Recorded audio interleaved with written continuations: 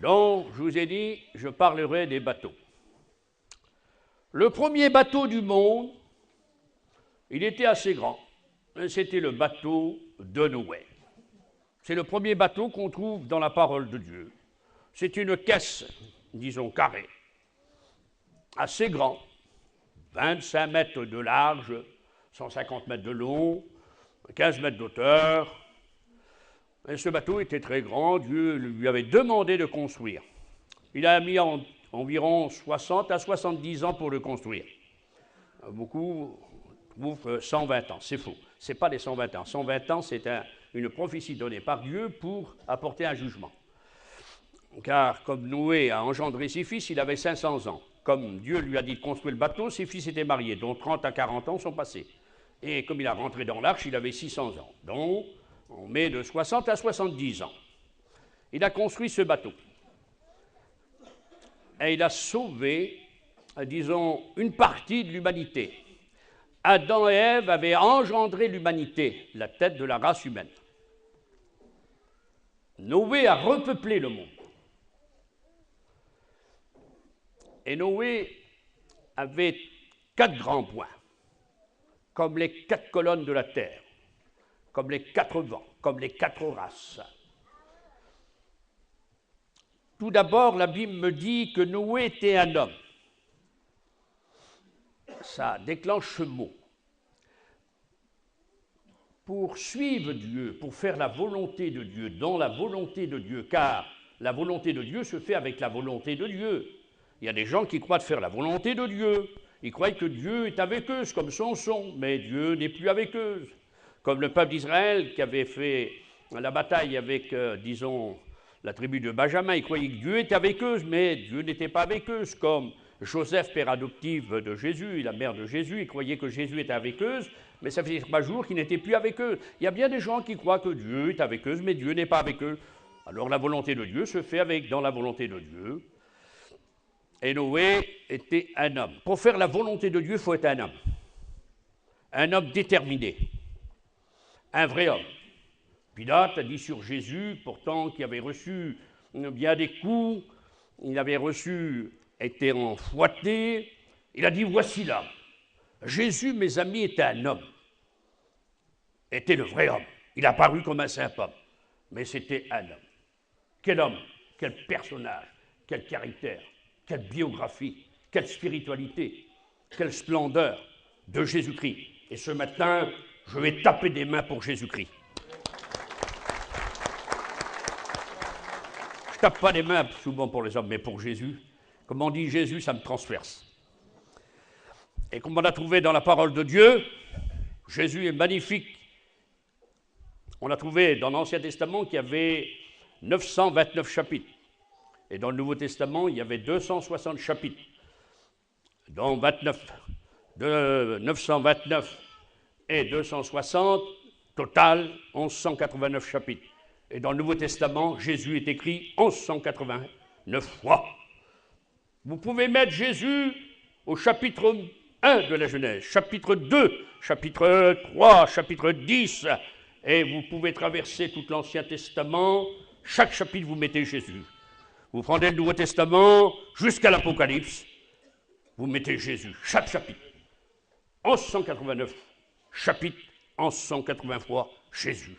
Jésus englobe la parole de Dieu, entoure, l'embrase. Rien d'étonnant, quand je lis la Bible, je connais mieux Jésus. Dites Amen. Je viens donc, il était un homme, Noé. Et il est dit, Noé était, disons, juste, un grand point. La justification est donnée par l'œuvre expiatoire rédemptrice de Jésus-Christ, le Sauveur de tous les hommes. Lorsqu'on a passé par la foi, repentance, conversion, notre part, Dieu nous donne sa nouvelle naissance, un cœur nouveau. Nous devenons le corps du Christ, le temple de l'Esprit Saint. Nous sommes les enfants de Dieu. Le résultat, nous sommes déclarés justes. C'est la justification devant lequel, au XVIe siècle, Martin Luther disait, devant la justification, qui s'avait converti en lisant l'Épître aux Romains, sauvé par la foi et non les œuvres, la justification s'obtient par la foi, Alors laissez-moi vous dire, il disait, les églises s'écroulent ou ils tiennent debout. Dieu nous déclare juste en travers son Fils. Le diable nous condamne dans l'Apocalypse chapitre 12, jour et nuit. Il faut punir un tel. Et Dieu regarde, il dit non, il n'y a pas un tel là. Il n'y a pas de Jimmy. Si, il faut le punir. Dieu dit non, je vois mon Fils. Ah, c'est beau ça, mettez votre nom. Il a fauté, il n'est pas tout à fait parfait, mais c'est mon Fils. Il faut le frapper, mais j'ai frappé mon Fils sur la croix, je ne vais pas le refrapper encore. Je vois mon Fils, et Satan ne peut rien faire, parce que Dieu le Père nous voit en travers Jésus-Christ. Ah, quelle bonté! Justification. Il était juste ça. Noé aussi avait un grand point dans le 3e. Il était, disons, quelqu'un de formidable. Il était intègre. Intègre, ça veut dire complet, intouchable, intègre. Ah, formidable. Lorsqu'on est un homme, on devient juste et, rien d'étonnant, on le devient et on l'est intègre. Et dans le 3e point, c'est magnifique parce que d'être intègre, les hommes ne sont pas intègres dans ce monde. Le monde vit sur la puissance, gît sur la puissance du mal. Il n'y a que les enfants de Dieu qui sont intègres en Jésus-Christ. Jamais l'oublier. Un 4e point se lève pour Noé avant de construire cette arche. Disons, Noé marchait avec Dieu. Être un homme, lorsqu'on est un homme de Dieu, on est juste. Lorsqu'on est juste, on l'intègre. Lorsqu'on est intègre, on marche avec Dieu. Il y a des hommes qui se disent chrétiens, le monde se dit chrétien, ils tuent. Le monde se dit chrétien, ils commettent adultère. Le monde se dit chrétien, ils se saoulent, ils volent, ils commettent la guerre, l'exploitation, la domination, la haine, la méchanceté, l'exploitation, l'orgueil. Tout ce qui sort du cœur de l'homme est pourri et mauvais, parce que le péché est sorti du cœur de Satan. Mais le chrétien est bon, c'est un homme, il est juste, il intègre, il marche avec Dieu, parce qu'il a reçu l'amour de Dieu par l'Esprit Saint, et l'amour de Dieu est sorti du cœur de Dieu. Et un homme qui marche avec Dieu, qui aime Dieu de tout son cœur, touche le cœur de Dieu. Dites Amen. Alors, il pouvait construire un bateau. Rien d'étonnant. Avec ce bateau, il a repeuplé le monde. Il a prêché environ 70 ans. Et il n'a sauvé que 7 personnes. Ah, Seigneur, ça me touchait, sauver. Et pourtant, le Nouveau Testament, l'Ancien ne le dit pas, il fut appelé le prédicateur de la justice. Ah, quelle biographie, quel personnage, être appelé le prédicateur de la justice, quelle élégance, il devait prêcher extraordinaire cet homme-là. Alors je ne trouvais pas être juge, je dis c'est pas possible. Et puis voici que Jonas, on verra tout à l'heure, lui, un coup de filet, une petite prédication qu'un étudiant a pu prêcher, pas grand-chose, pas prédicateur de la justice. Encore 40 jours, Ninive sera détruit. Et tout le monde se convertit, 120 000 personnes. Un seul coup de filet, baronnet. Alors je disais, Seigneur, c'est dur. Et puis lui, il a prêché 70 ans, il a sauvé 7 personnes, avec lui, ça faisait 8. Mais lorsque j'ai lu la parole de Dieu, il faut plonger ses regards, ça ne se contredit pas la Bible. Noé a fait un plus grand travail, il a condamné le monde d'alors. Ah! Il y avait des milliers, des centaines de milliers de personnes. Ce qui compte, amis, étudiants, candidats, serviteurs de Dieu, missionnaires, que ce soit tous les enseignants, on est compris dans le même lot, nous sommes au service du Maître. Qu'on prêche, que les gens se donnent à Dieu. Au refuse Dieu, on leur a fait le travail pour Dieu. Vous avez bien compris. Amen. Noé, avec son bateau, il a repeuplé le monde. Amen. Et puis je trouve un deuxième bateau, car je veux aller vite, dans Exode chapitre 2, verset 5. C'est le bateau de Moïse. En ce temps-là, la puissance d'Égypte, la plus grande puissance du monde, les Égyptiens sont environ 2850 ans avant Jésus-Christ, civilisation très élevée, armée la plus puissante du monde. Disons qu'on construit les 70 pyramides, une des 7 merveilles du monde. Voici que le peuple hébreu est esclave depuis 450 ans. Et puis un enfant va naître. Mais les enfants, disons, on les jette dans le lit. Les garçons mâles. Mais Moïse échappe. Sa mère lui fait une petite caisse de jonc. Pas grand. Elle l'enduit, elle le met sur le fleuve. Et ce fleuve est le deuxième fleuve le plus grand du monde. Il y a le fleuve l'Amazonie, et puis voici ce fleuve d'Égypte, le Nil, rempli de crocodiles, les bêtes les plus féroces. Eh bien, le petit enfant est protégé. Il est dans cette caisse, le petit bateau. Il contient un petit enfant. Mais en réalité, je vais vous entraîner, petit tiroir, dans cette petite caisse, dans le personnage de petit enfant qu'elle a. Je trouve, en lisant la parole de Dieu, je n'ai pas grand-chose, j'ai qu'un petit papier, mais je trouve quelque chose de grand. Je trouve, voici, un homme qui va devenir un homme instruit.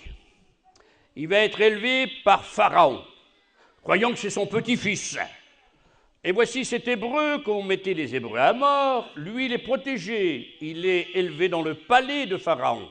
Il couche dans les draps de soie, dans les lits les plus beaux. Il est aussi instruit par les plus grands professeurs, selon les Actes des Apôtres, chapitre 7. La meilleure nourriture pour Moïse, le petit-fils de Pharaon, les meilleures instructions. Il reçoit des données, car Moïse, en Égypte, c'est un général. Il tient une épée, c'est une pyramide d'Égypte. Quel homme, quel caractère, on fait la courbette devant lui. Eh bien, tout ça est dans ce petit bateau de 50 cm. Et puis voici que cette instruction, tout ce qui se passe pour Moïse, c'est Pharaon qui a payé la dot. Lui qui mettait les Hébreux à mort, il va élever un Hébreu qui va ruiner son pays, détruire ses dieux, et il va faire périr la plus grande armée du monde dans la mer Rouge. Tout dans le petit bateau, oui, tout dans le petit bateau. Il va apporter 10 plaies par la main de Dieu, avec le bâton de Dieu, avec un bâton. Et il est dit que les 10 dieux d'Égypte vont être frappés un par un, parce que tout est un dieu. Chaque plaie, c'est Dieu qui provoque, il endurcit le cœur de Pharaon pour détruire les 10 dieux d'Égypte. Le fleuve était un dieu. Tout était un dieu. Le serpent était un dieu. Le premier-né était un dieu en Égypte. Et Dieu, par sa main puissante, c'est écrit, il détruit les 10 dieux d'Égypte par les 10 plaies. Tout est dans le petit bateau. Ah, c'est magnifique. L'armée de Pharaon périt, et Pharaon périt aussi. Ce n'est pas écrit dans le livre de la Genèse. Vous pouvez chercher un seul texte, il est dans le Somme. Il est dit que Dieu a fait périr, disons, l'armée, les Égyptiens et Pharaon avec son armée. Tout dans le petit bateau. Mais dans le petit bateau de Moïse, il y avait aussi la sortie de 3 millions d'hommes et de femmes, esclaves depuis 450 ans. Qui pourrait faire sortir d'un pays 3 millions, une population comme Paris? Ils sortent avec une main forte, par la puissance de Dieu. 800 000 hommes de guerre. Un ramassis de nations sortent avec eux. Et Moïse les conduit. Tout est là dans la petite frêle embarcation de ce petit bateau de 50 cm. Dieu voyait tout d'avance. Et lorsque ce peuple est conduit, il y a dans ce petit bateau aussi une démonstration de Dieu qui va se faire par cet enfant qui va grandir. Les enfants d'Israël ont faim et demandent du pain et de la viande. Et Bordével déclare « Je leur donnerai du pain ». 3 millions d'hommes et de femmes et de vieillards et d'enfants en grand nombre sont là. Alors, Dieu ouvre son ciel. Il n'y a pas de champ sur la terre, non, il n'y a pas de cultivateur, pas de tracteur. Mais pour nourrir 3 millions de personnes, 1 kilo par personne par jour, ça fait 3 millions de kilos. 3 millions de kilos fait 3000 tonnes. 3000 tonnes aux 3 millions de kilos, il faut 30 wagons de 100 tonnes. Ou alors 100 camions de 30 tonnes. Et chaque matin, Dieu, à son peuple, par Moïse, donnait 1 kilo de pain, la manne qui tombait du ciel, 30 wagons de 100 tonnes ou 100 camions de 30 tonnes. Tous les matins, Dieu ouvrait son ciel et la manne tombait. Nous appartenons à un Dieu infini. Dites Amen. Et le peuple était nourri. Et il a fait ça pendant une semaine. Oui, un mois, un an, 10 ans, 30 ans. Non, 40 ans. 40 ans, Dieu donnait 3 millions de kilos. 40 ans, Dieu donnait 3000 tonnes. Au peuple d'Israël, 40 ans, Dieu donnait 30 wagons de 100 tonnes. 100 camions de 30 tonnes, tous les matins, pendant ça, 40 ans. Mais mon Dieu est formidable, mes amis. J'aime Dieu de toute mon âme. J'appartiens à un Dieu tout-puissant. Merci Seigneur. Dites Amen de bonnes choses. Un petit bravo pour la puissance de Dieu. Mais dans cette frêle embarcation du petit bateau de Moïse, c'est pas fini. Je jette mon regard, mon paillon, et je vois juste une petite note là, voilà. Un petit tiroir. Je trouve les 5 livres de Moïse. C'est le premier écrivain. Il a écrit la loi, la Torah, hein, le livre de la Genèse, Origine, Exode, Lévitique, Nombre, Deutéronome, les 613 commandements.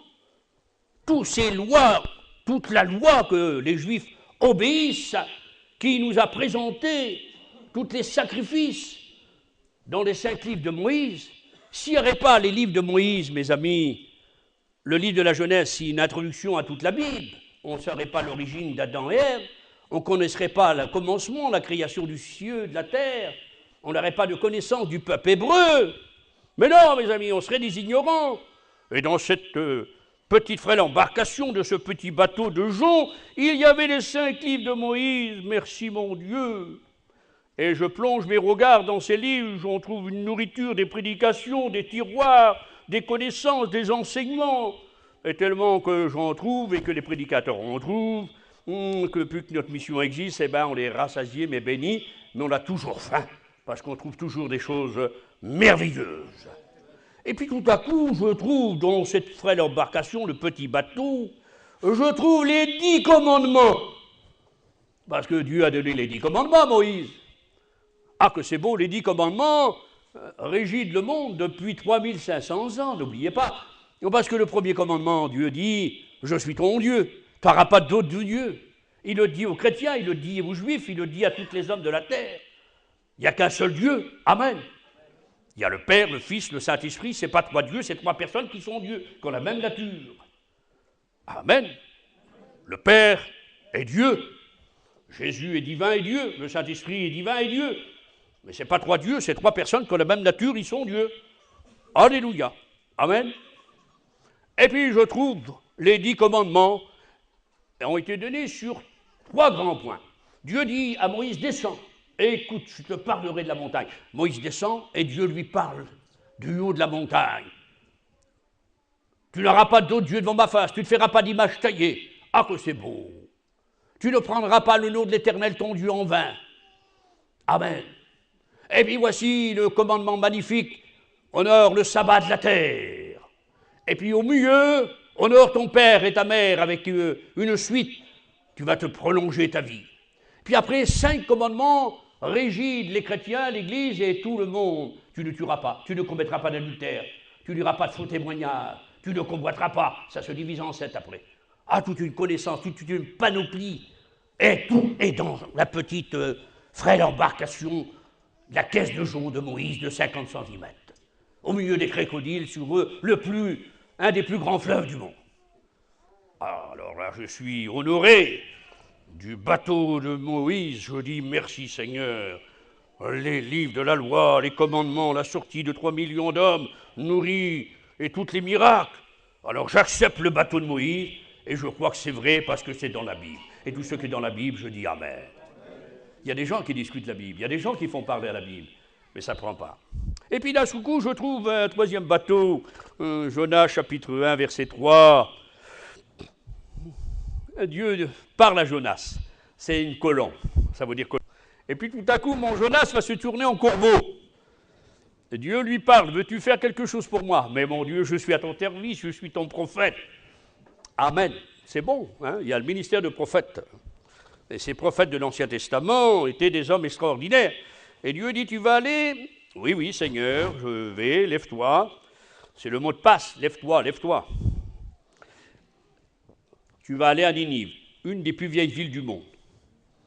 Ah, elle a été bâtie sur le Tigre, le fleuve qui sortait du jardin d'Éden, avec l'Euphrate, puis deux autres. Comment tu as dit Ninive, Seigneur? Non. Il se lève, il descend à Jaffo, à Joppé, où Pierre, lui, a obéi pour apporter, disons, la délivrance et le salut à Corneille. Actes chapitre 10. Dans le Nouveau Testament, Pierre obéit. Dans l'Ancien Testament, Jonas désobéit. Lui, il s'en va à Joppé, et puis il prend un bateau. Il trouve un navire calé à Tarsis. Mais Tarsis, ça ne se trouve pas en Israël. Parce qu'on dirait que le prophète voudrait parler qu'aux enfants d'Israël. Tarsis, ça se trouve en Espagne. Et Tarsis est à 5050 km où il est. Et Ninive est à environ 2000 km, pas tout à fait. Dieu lui dit aller environ 2000 km, lui il est mieux aller à 5050 km en Espagne. Peut-être qu'il y avait le flamenco, je ne sais pas, mais il veut, voilà, désobéir. Alors il trouve un bateau construit d'hommes. Dans la vie de Jonas, il y a deux bateaux. Il y a le bateau construit par les hommes, de bois. Il y a un bateau de chair, création de Dieu. Le bateau qui prend pour s'éloigner de Dieu ne mange pas. Le bateau qui prend pour revenir à Dieu, il mange. Ah oui, parce que d'après l'histoire, il est très grand, il ferait 195 tonnes, 40 éléphants, 400 vaches, 2000 hommes. Hein. On ne sait pas si c'est un cachalot ou un requin cacharal. Le bateau qui l'emporte pour s'éloigner de Dieu n'est pas vivant, mais l'autre est vivant. Le bateau qui l'emporte et s'éloigne de Dieu ne boit pas, mais l'autre il boit. Bien compris. Le bateau qui l'emporte, il reste sur l'eau. Le bateau qu'il fait revenir vit aussi sur l'eau, mais il plonge dans l'eau jusqu'à 3 km passés de profondeur. Ah, un bateau extraordinaire. Le Seigneur a des moyens. Et Jonas le voilà parti dans ce bateau construit par les hommes pour s'éloigner comme si on pourrait s'éloigner de Dieu. Mais Dieu déclare dans la Bible où tu iras, je te poursuivrai. Que tu vas à l'extrémité de la terre, il est là. Tu prends les ailes de l'aurore, tu t'en vas très loin. Je serai là, dit le Seigneur. Alors je dis, les ténèbres me couvriront, je vais au séjour des morts. Et il dit, la nuit devient lumière autour de moi. Tu ne peux pas échapper. Où fuirai-je loin de ta face? Où irai-je loin de ton esprit, dit le psaume. Ah oui, mes amis. Et Jonas croyait. Mais Jonas est poursuivi. Puis le voilà, pauvre Jonas, il descend. Dans son histoire, il y a 5 descentes, 6. Il descend au port. Il descend dans le bateau. Il descend dans la cale du bateau. Il descend dans la mer. Il descend dans les entrailles du poisson. Descend. Comme on s'éloigne de Dieu, on descend, les amis. Jamais un homme qui veut faire la volonté de Dieu, il doit monter. Dieu a dit à Moïse, je suis descendu pour faire monter mon peuple. N'oublions pas que Jésus-Christ, le Fils de Dieu, est descendu du ciel pour nous faire monter vers Dieu son Père bientôt. Dites amen aux bonnes choses. Jamais il y a de descendre avec Dieu. Toujours faut monter. Mais lui descend. Comme on s'éloigne de Dieu, on descend. Tu descends. Vas-y, descends, mon Jonas. Hey, descends. Le voilà dans les entrailles du poisson. Et puis voici ce bateau, Dieu est capable de lui parler. Il est dit, au fond de la mer. On pense à cet endroit-là qui avait 3 km 350 mètres de profondeur. C'est la profondeur de la Méditerranée. Et il est là. Aucune sonde au monde pour l'écouter. Et puis tout à coup, il invoque son Dieu. Au fond de la mer, dans le ventre du poisson. Ce poisson si grand. Il est rempli de la bave du poisson. Et l'oreille de Dieu l'écoute du haut des cieux. Lorsqu'un malheureux crie, l'Éternel l'entend. Ça m'a beaucoup encouragé, moi, comme j'ai passé par la maladie, je suis encore malade, mais je remercie le Seigneur. Parce que, comme il dit, comme un malheureux crie, il n'a pas dit un apôtre, je ne suis pas apôtre. Il n'a pas dit un prophète, je ne suis pas prophète. Il n'a pas dit un docteur, je ne suis pas docteur. Je ne suis pas pasteur. Je suis un serviteur de Dieu, comme vous. Je m'ai prédicateur. Et qu'on soit servi du Seigneur, il est dit, comme un malheureux crie, l'Éternel l'entend. 1. Il le relève. 2. Il le fait asseoir. 3. Avec les grands. 4. C'est magnifique, ça. On ne pourrait pas trouver mieux. Hein? Et Jonas invoque le Seigneur et le Seigneur l'écoute. Et puis voici le Seigneur, l'Éternel Dieu, notre Créateur, Créateur de l'univers, avec Dieu son Fils et le Saint-Esprit, va parler au poisson. Ah, ce poisson peut comprendre le langage de Dieu. Le bateau ne le comprend pas. Hein, ceux qui nous éloignent de Dieu ne comprennent jamais. Et Dieu ne peut pas leur parler, c'est pour s'éloigner. Mais ceux qui nous approchent de Dieu, qui nous fait revenir à Dieu, alors ils comprennent le langage de Dieu. On dit Amen. Et bien voici que le poisson remonte à la surface et il vomit Jonas. Dieu s'est servi de ce bateau. Retenez la note, le prophète, il s'est ruiné, il a vidé ses poches. Il a vidé sa bourse pour prendre le bateau pour s'éloigner de Dieu. Mais pour revenir, il n'a plus 20 sous. Ah! Et Dieu dit, pas besoin de payer mon gars, le retour est gratuit, c'est moi qui paye, je t'envoie ma création. Il envoie son bateau. Et voici que Jonas est vomi. Alors je vois le prophète, moi je lui vois un peu. Il n'avait pas un costume comme moi j'ai. Il était rempli de la bave du poisson. Seigneur. Hein? Il était en miettes. L'affût rempli de bave, les mains. Oui, mon Jonas, t'es pas fameux. Il avait les oreilles remplies des bris de la mer, comme les coquillages de la mer. À moi, le prophète a changé. Mais Dieu parle. Le message de Dieu n'a pas changé. Lève-toi, Jonas. Va à Ninive. La caisse là, je vais la casser un jour. Va à Ninive. Quelle beauté. Le prophète a changé. Mais le message de Dieu n'a pas changé. Il était le même qu'il lui avait dit au commencement. Va à Ninive et prêche ma parole. Alors le prophète a compris, il a obéi à Dieu. Amen. Voilà, le bateau de Jonas nous apprend une obéissance totale à Dieu, de jamais s'éloigner, de se servir des moyens que Dieu nous donne. Que cette leçon du bateau de Jonas nous fasse comprendre. Amen.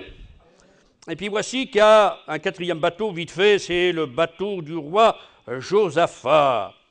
Et nous est dit dans le premier livre des rois, chapitre 22, verset 49. Il construisit des bateaux pour aller chercher de l'or d'Ophir. Mais voici ces bateaux, à lui, se sont brisés. Ah, alors j'ai demandé la cause, alors il faut étudier. Et j'ai trouvé dans 2 Chroniques, chapitre 20, verset 37, l'Éternel a empêché, a fait briser ces bateaux. Le pourquoi? Parce que Dieu lui dit, tu as voulu chercher de l'or d'Ophir à mon service, mais ça ne prend pas, je détruis tes bateaux. Moi l'Éternel. Mais pourquoi, dit le roi Josaphat? Parce que tu t'es relié et tu t'es associé avec le fils d'Akab, le fils de Jézabel. Alors ça ne prend pas. Lorsqu'on veut faire un cadeau à Dieu, lorsqu'on veut donner à Dieu, mes amis, lorsqu'on veut être chrétien et chrétienne, jamais on doit s'associer avec le monde. Il est écrit, sortez du milieu d'eux, mon peuple. Jésus a dit, mon Père, ils sont dans le monde, mais ils ne sont pas du monde. Vous avez compris ça? Vous vivez dans le monde. Vous êtes comme les hommes, mais vous êtes à part. Vous appartenez, vous êtes la propriété, vous êtes le troupeau, vous êtes le temple de Dieu, vous êtes le corps de Jésus-Christ, vous êtes l'église de Jésus-Christ, vous êtes les enfants de Dieu, vous êtes les élus, vous êtes les saints, vous êtes les fils de Dieu. Amen. Dites Amen aux bonnes choses. Amen. Alors ici, il s'est relié avec un homme impie, et Dieu ne marche pas. Il veut qu'on marche avec des hommes droits dans ce monde. Le Sadducéen d'Arsine disait, un navire dans la mer, c'est la vie, mais la mer dans le bateau, c'est la mort. Toi, dans le monde, T'es la lumière, le monde en toi, ténèbres. Mais bien compris, tu es la vie, jamais t'associer. Retrouve des compagnons qui marchent avec Dieu. Dites Amen. Heureux l'homme qui ne s'assit pas en compagnie des moqueurs et qui ne marche pas sur la voie des moqueurs et des pécheurs. Nous sommes à part. Amen. Voilà le bateau de Josaphat. Pour Lord d'Ophir, ça a été perdu pour lui. Et puis tout à coup, je trouve des bons bateaux.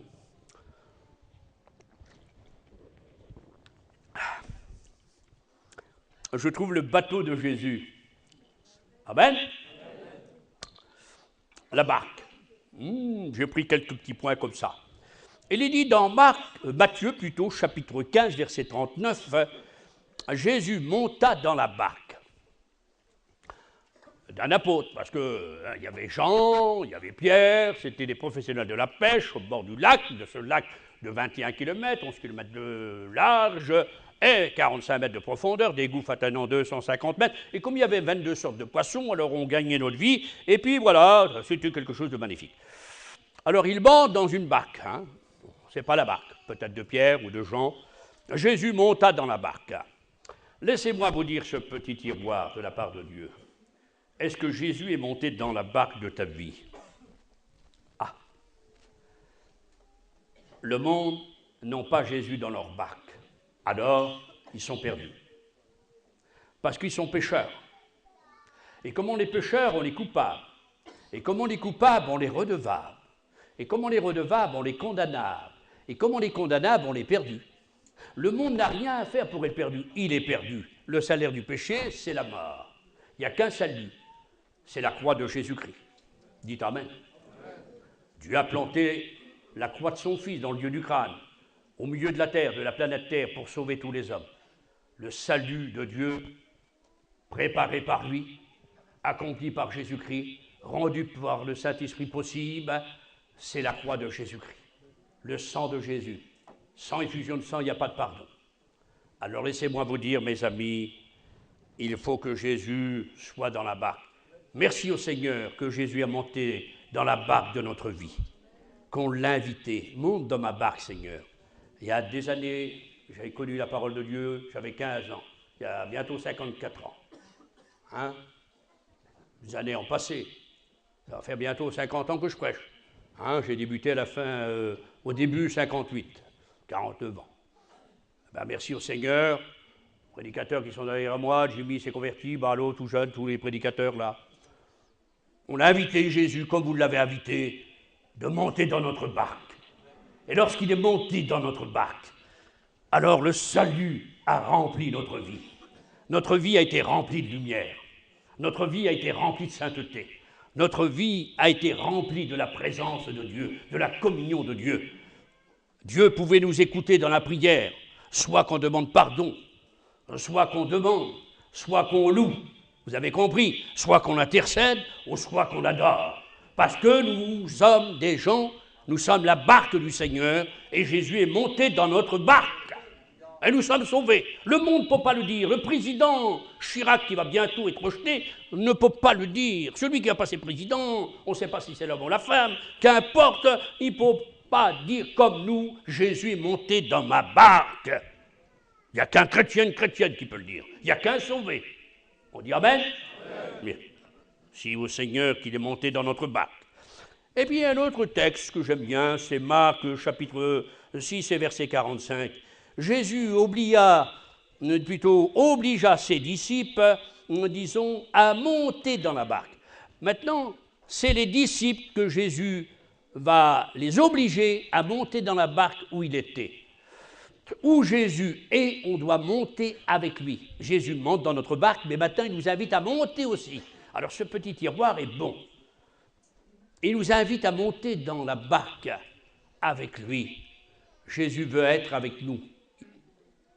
Je veux être avec Jésus. Vous avez bien compris. C'est comme la bouteille qui est remplie d'eau. Et vous la mettez dans l'eau. Elle est remplie d'eau, elle est entourée d'eau. La Bible m'apprend que Jésus est en nous. Amen. Mais la Bible m'apprend que Jésus peut nous vomir. ça, nous sommes en lui. Lui en nous, nous en lui. C'est ça. Lui monte dans notre barque, nous aussi nous montons dans la sienne pour être avec lui. Petit tiroir.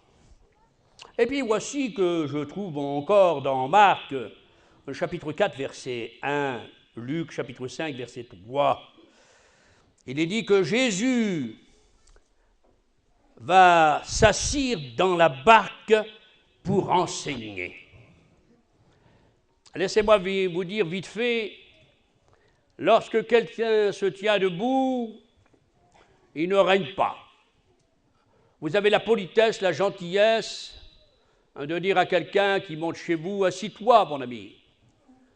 Mais au sens spirituel, il faudrait savoir, il y a bien des chrétiens, il y a bien des gens qui laissent Jésus debout.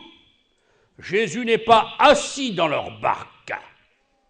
Il faut le premier qui soit assis dans la barque de notre vie, ça soit le Christ. Et là, je dis Alléluia. On dit Amen ensemble. Amen. Non, vous n'avez pas dit Amen. Amen. Jésus assis dans ma barque. Il règne, il commande. Quelqu'un qui est assis, un roi qui est assis, il commande. Les généraux sont debout. C'est lui le patron. Nous sommes des héros, il est le un. Vous avez bien compris. Il faut que Jésus soit assis dans notre barque. Et si Jésus est le premier assis dans notre barque, il règne, il domine, il commande. Il nous envoie. Il y a bien des chrétiens qui envoient Jésus. Seigneur, va toucher le tonton Victor, la tante Yvonne.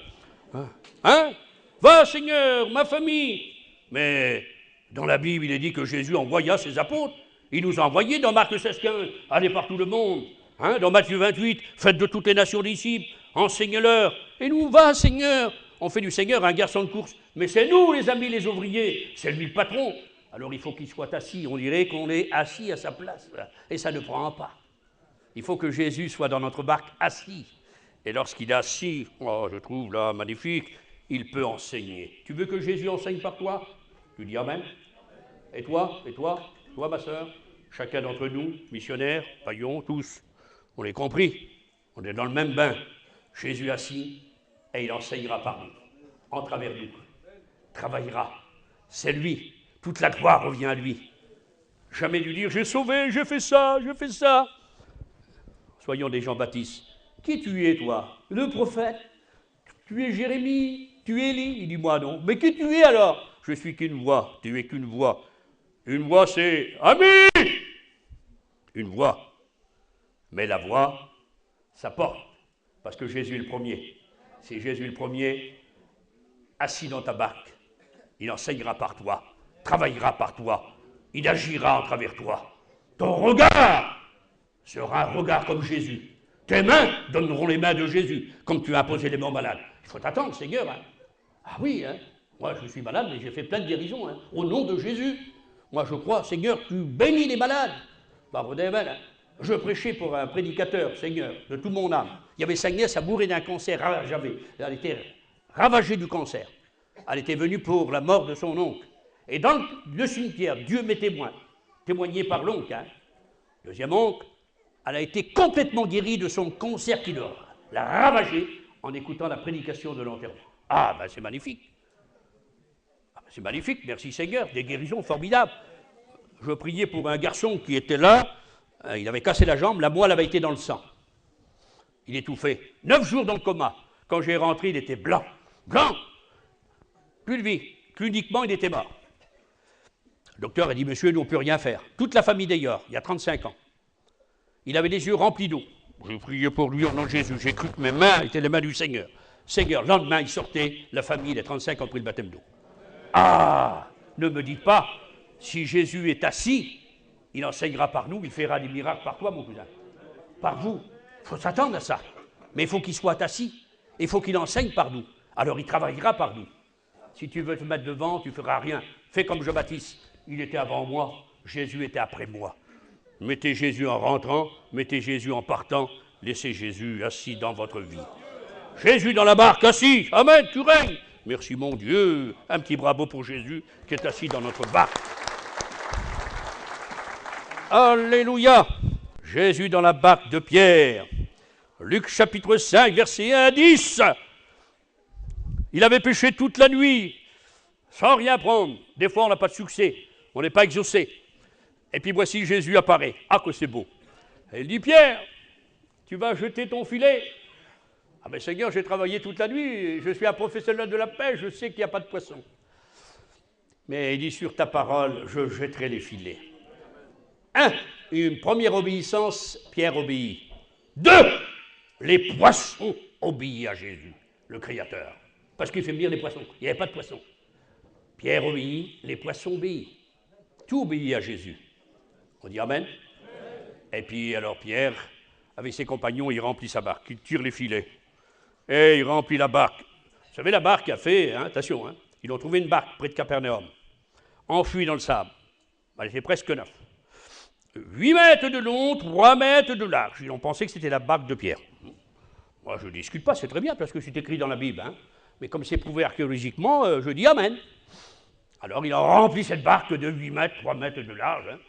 Et puis, d'un seul coup, il n'avait de trou. Alors, qu'est-ce qu'ils ont fait? Comment on obéit à Jésus? Comment on a quelque chose qu'on reçoit de Jésus? On peut dire aux autres, allez, venez, oh, les amis, oh, les frères, venez, oh. Alors, ils viennent, et les 2 barques remplies. Mais si tu n'as rien dans ta barque, n'appelle pas les autres. Allez, copain, viens, mais tu n'as rien.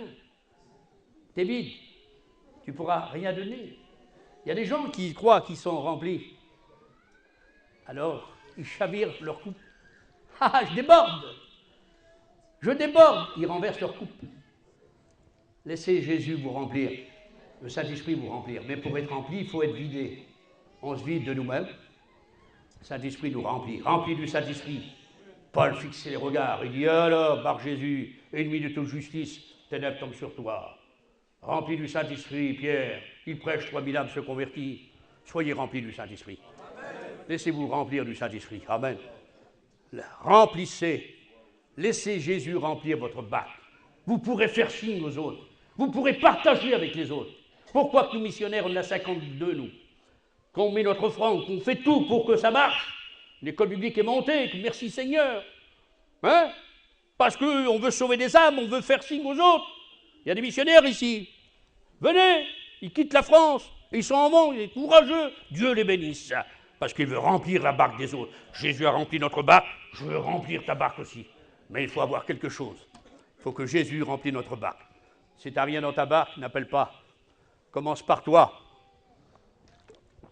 On disait à ce fameux manouche, Jimmy Schmiss, comment que tu fais pour avoir le réveil? Il dit, tu prends une craie, tu fais un rond. Tu te mets dans le rond. Seigneur, commence le réveil à partir de ce rond. Et si le réveil a pris à partir de ce rond qui est à toi, allez dire que le réveil a déjà commencé. Tu veux faire un travail pour Dieu, commence par toi. Amen. Il n'y a pas beaucoup d'amen. Que Dieu vous bénisse. Et puis voici, je trouve encore vite fait dans la parole de Dieu, quelque chose de magnifique. La barque de Jésus est magnifique, je trouve, lorsqu'il est ressuscité. Les apôtres, Pierre et puis les autres vont pêcher. Et puis Jésus dit, jette le filet du côté droit. Jusqu'alors, il n'avait rien appris, Pierre, parce que jeter les filets du côté gauche. Il y a bien des serviteurs et bien des chrétiens et des chrétiennes, ils n'ont rien apporté dans leur témoignage, dans leur prédication. C'est dur, c'est un peu mécanique, c'est mystique, et puis voilà.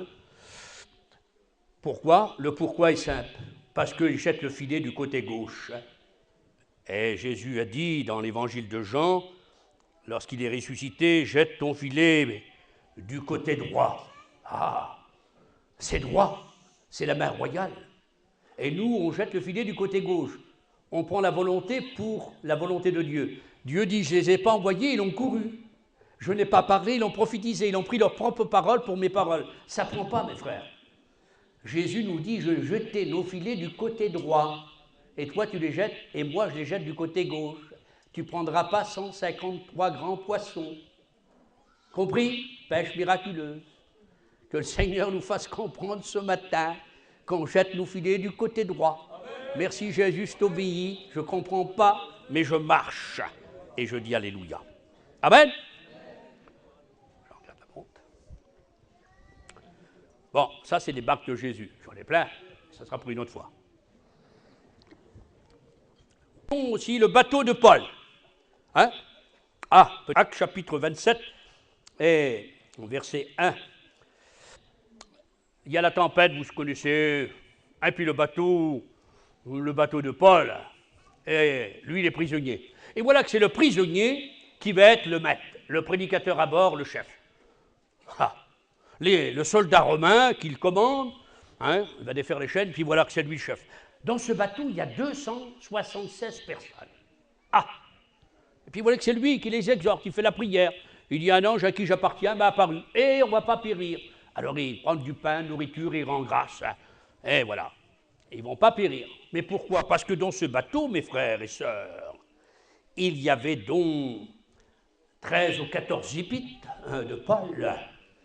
Avec si on met l'épître aux Hébreux, il a écrit la moitié du Nouveau Testament. Si le bateau coulait, tu n'avais pas l'épître aux Romains, ni aux Corinthiens. On ne pourrait pas lire 1 Corinthiens, chapitre 11, verset 23 ce matin. J'ai reçu du Seigneur.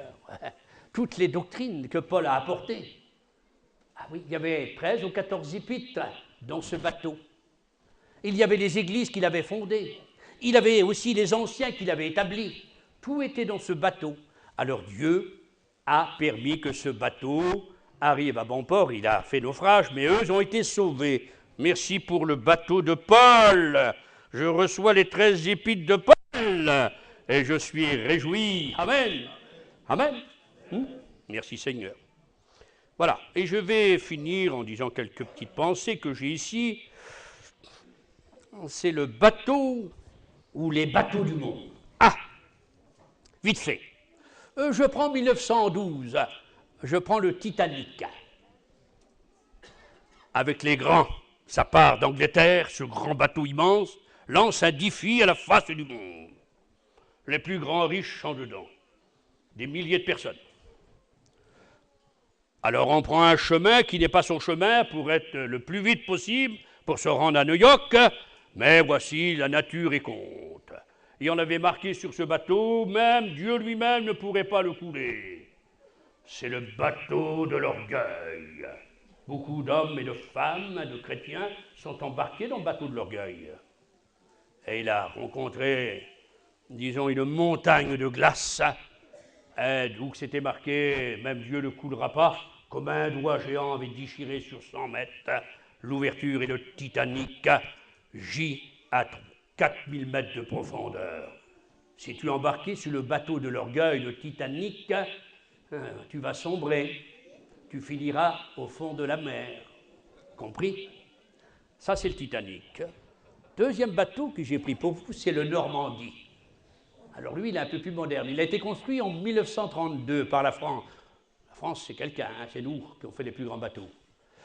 Et dans ce bateau, il faisait 300 mètres. Il a fait une première traversée, deuxième traversée, jusqu'en 1935. Hein, puis après...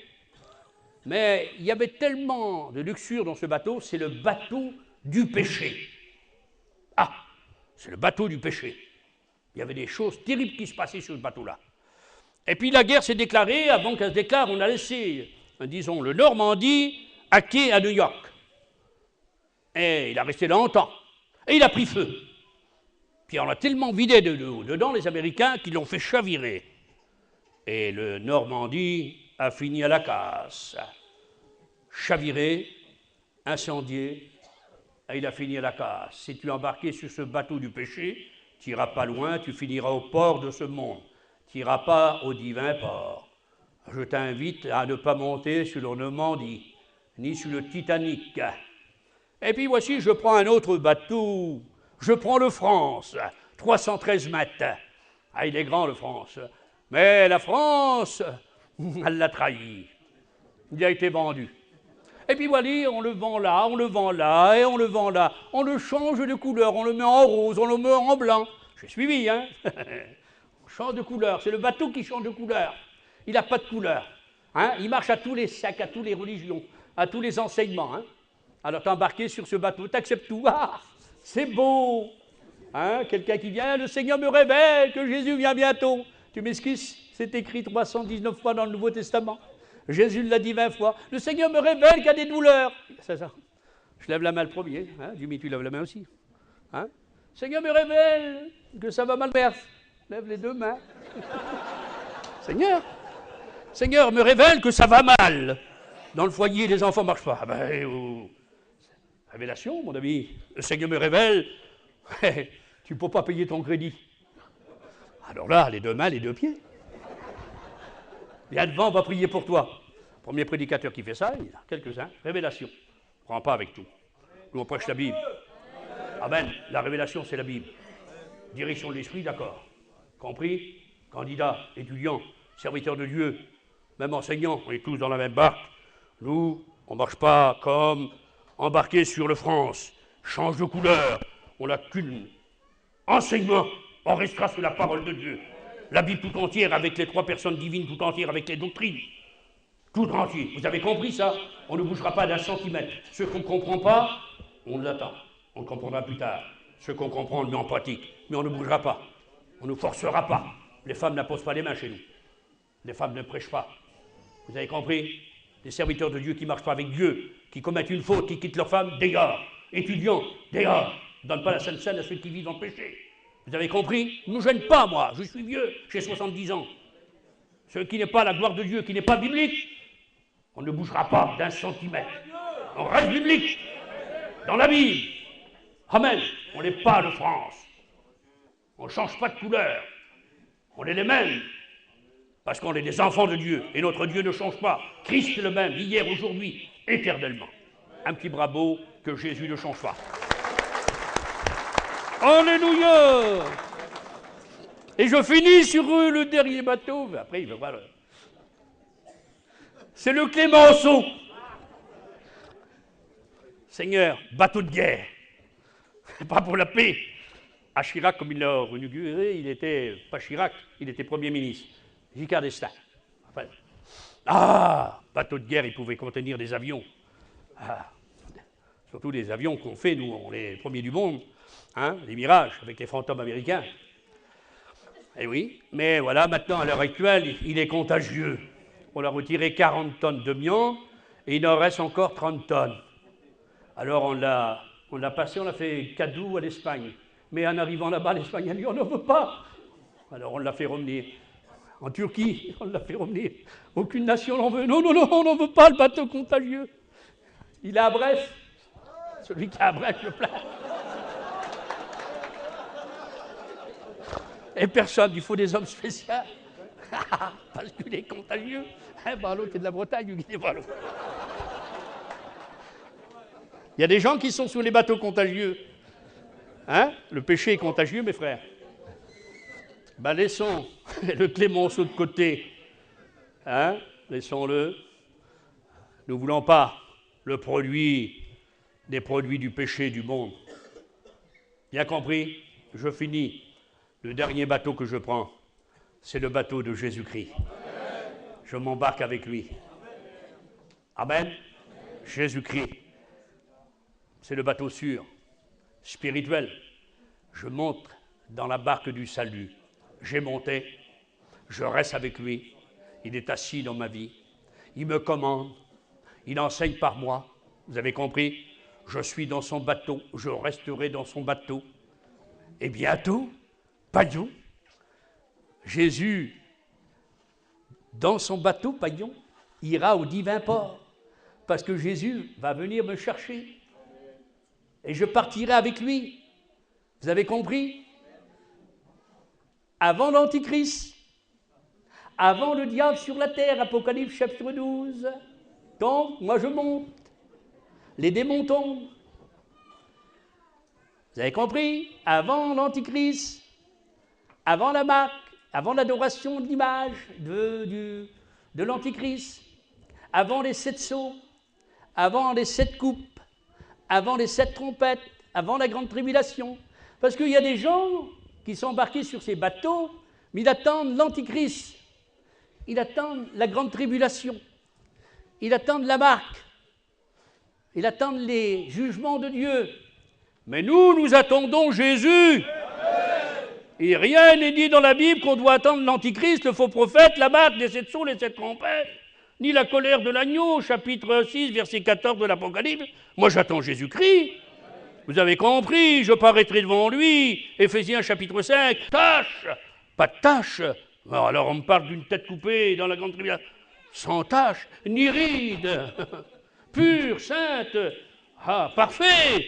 Moi, voilà, j'attends Jésus-Christ, et j'attends Jésus-Christ, le festin des noces, Apocalypse chapitre 19. Alors si quelqu'un veut attendre la grande tribulation, bonne chance mon gars. Moi j'attends Jésus-Christ, je suis embarqué dans son bateau et je resterai. Dieu vous bénisse. Amen. Amen. Je vais demander à un serviteur de Dieu de prier. Alléluia, hein? Vous voulez bien? On va prier avec lui. Et si quelqu'un aurait négligé dans ces petits bateaux là que j'ai présentés, dans ces petits tiroirs, ben Seigneur, je vais prendre une bonne position. Hein? Alors, qui c'est qui veut prier? Hein? On va demander. Alors, on va demander au